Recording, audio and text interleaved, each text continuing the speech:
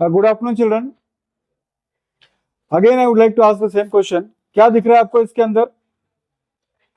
हाँ, चेन दिख रहा है क्या? कौन सा चेन? कहां पर है? यहाँ पर कहाँ है? काइट दिख रहा है। ओके, क्या हो रहा है काइट को? उड़ रहा है काइट। और थोड़ा ऑब्जर्व करो ना कि इंग्लिश क्या दिख रहा है? टाउन दिख रहा है, सिटी दिख रहा है, और कुछ बच्चे काइट उड़ा रहे हैं ना। संक्रांति दिख रहा है। संक्रांति में आप लोग काइट उड़ाते हो क्या? कितने लोग उड़ाते हैं आप में से काइट? नहीं उड़ाते? ये गुजरात में अक्सर बहुत इसको प्रचलित प्रथा है कि संक्रांति में अक्सर वहां पर काइट पतंग उत्सव होता है वहां पर। तो हमारा क्वेश्चन अभी उसी के ऊपर आधारित है। Kite festival is popular festival in India which take place during Makar Sankranti. Kite festival Makar Sankranti में अक्सर देखा जाता है इंडिया में। The festival is celebrated by people by flying kites from their rooftops. Reena and Ravi are also flying kites to enjoy the festival from their rooftops. Reena and Ravi are also flying kites to enjoy the festival. The height of the Reena's kite is 60 meters above the ground. The string stretched to the kite is temporarily tied to a point on the ground. And the inclination of string with the ground is 30 degree. Ravi is flying a kite from a 10-meter high building. His kite is also flying 60 meters above the ground, and the length of the string used by Ravi is same as that of Reena. If phi is the angle of Ravi's kite from point on the rooftop, then based upon this situation, we have to answer some question. So let us try to understand what is the question. The question says, Kite festival is famous in India. It is celebrated throughout the country. Okay. And by the way of celebrating it is what? People go on their rooftops, they fly the kites. There are two people in this question who are flying the kites. दो लोग यहाँ पर kite उड़ा रहे हैं। कौन है? एक तो है रीना। रीना क्या कर रही है? ग्राउंड से ही काइट उड़ा रही है। और दूसरा जो है रवि, वो क्या छत के ऊपर गया है, 10 मीटर छत के ऊपर, वहां से वो काइट उड़ा रहा है। रीना के काइट का जो हाइट है वो ग्राउंड से कितना मीटर ऊपर है? 60 मीटर है। और इसका भी कितना ऊपर है? इसका भी 60 मीटर है। That means what? Both of them are flying the kite at the same height from the ground, but Ravi is flying the kite from the top of his roof, that is itself is 10 meters. But Reena is flying the kite from the ground and it is 60 meter high. Okay. And what is it? Phi is the angle. Phi, इसको कैसे पढ़ते हैं आप? इसको phi.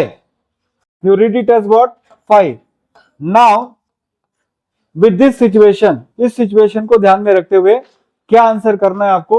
Let us find the length of string used by Reena. Find the length of string used by Reena. देखिए, Reena ground के ऊपर खड़ी है।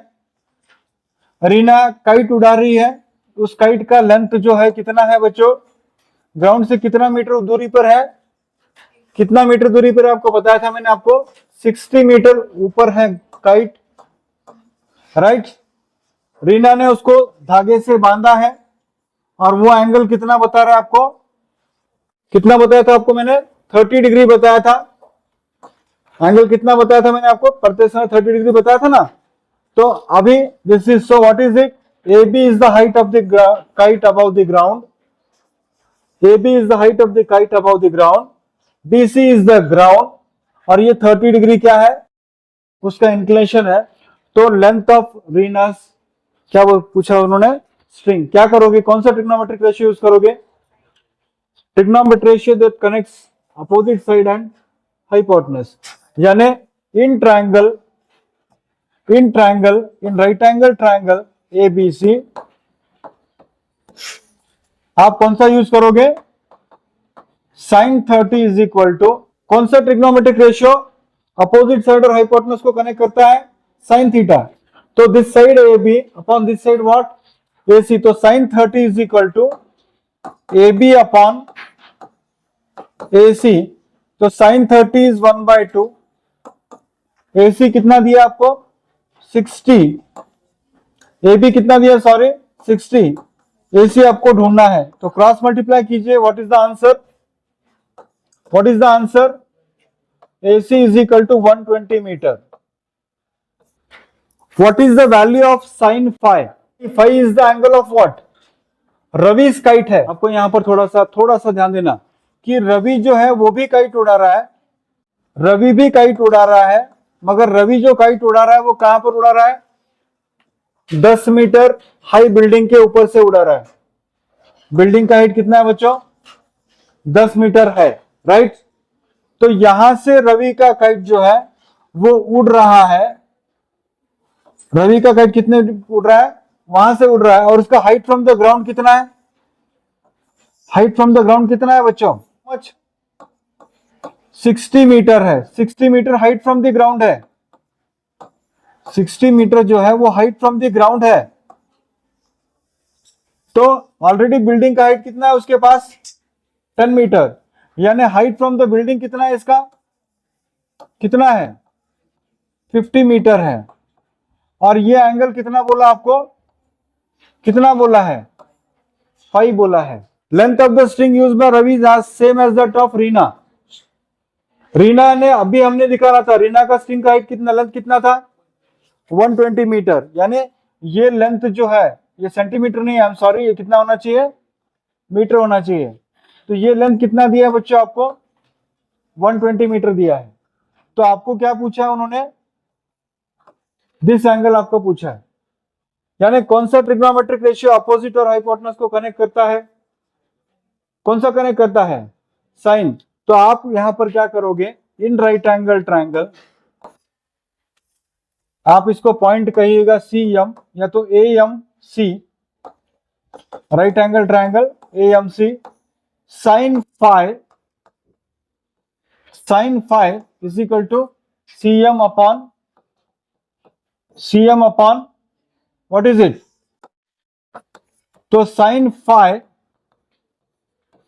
Is equal to C M कितना दिया बच्चों, और ये कितना दिया आपको, 20 दिया। तो ये 0 कैंसल्स विद 0, तो साइन क्या पूछा आपको question, what is the value of sine phi, sine phi is equal to how much, 5/12, इतना ही आंसर होगा आपका। साइन फाई कितना होगा, 5/12, दैट्स ऑल। आपको ये नहीं पूछा what is the value of phi, आपको what is the value of phi नहीं पूछा उन्होंने, what is the value of sine phi, sine phi is how much, 5/12, that's all. तो देखिए हम लोग हाइट एंड डिस्टेंस का प्रॉब्लम कर रहे हैं, और पहली बार ऐसे हो रहा है कि tan थीटा का इस्तेमाल ही नहीं हुआ अभी तक, वरना बच्चों को किस बात की आदत पड़ जाती है, always they keep on using tan theta. The ratio depends upon the quantities that are required, आपको क्या चाहिए उसके ऊपर आपको देखिए, इसलिए तो इसको कॉम्पिटेंसी कहा गया है। If 5 changes to 60 degree without changing the length of the string, what will be the height of Ravi's kite above the ground? देखिए अगर आपको याद हो तो मैंने आपको बताया था पिछले स्लाइड में कि रवि जो है वो छत के ऊपर खड़ा है, he is standing on the 10 metre high building, 10 metre high building पे वो खड़ा था, और पिछली बार हमारा एंगल कितना था, 30 डिग्री था, और हमने जब कैलकुलेट किया तो length of the string was 120 metres. याद है ना आपको, पिछले स्लाइड में जो कुछ भी हमने देखा था उसी की बात मैं कर रहा हूं। Ravi is standing on a building of height 10 metres, right, his angle of inclination was 30 degree and we found the length of the string, it was equal to how much, 120 degree. Now what he is doing is, angle of inclination को उसने 60 degree कर दिया और length of the string को same रखा। तो आपको क्या पूछा है, ग्राउंड से रवि का काइट का हाइट कितना होगा, राइट। तो अगेन देखिए आप, और √3 की वैल्यू कितनी लेनी है आपको, 1.7 आपको लेना है। तो in right angle triangle AC अगर आप ट्रिग्नोमेट्रिक रेशियो अप्लाई करोगे तो EC आपको चाहिए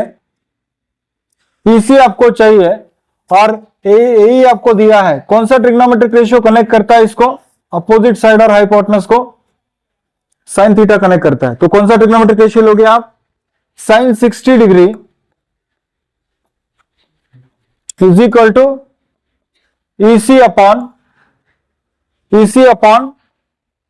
ए। तो साइन 60 की वैल्यू कितनी है बच्चों? √3/2। ईसी हमें फाइंड आउट करना है। और बच्चों ए आपको दिया है, कितना है ए?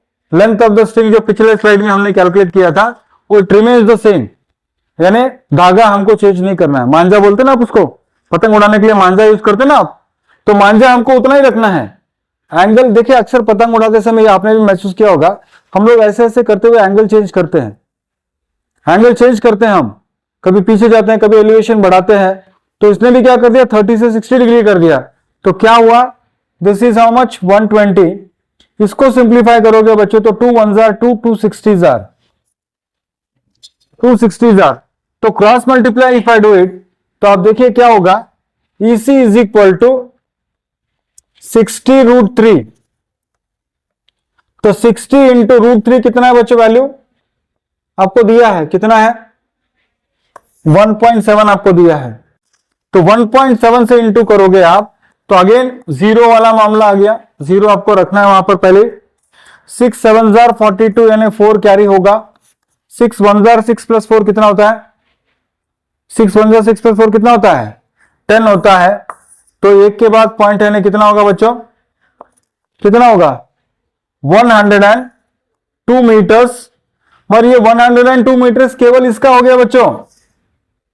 वो किस बिल्डिंग के ऊपर खड़ा है? और 10 मीटर और बिल्डिंग के ऊपर तो खड़ा है वो, यानी टोटल हाइट कितना होगा? Total height of the kite from the ground, whatever you have obtained so far is the height of the kite above the terrace, या अबव जो भी उसका ये है।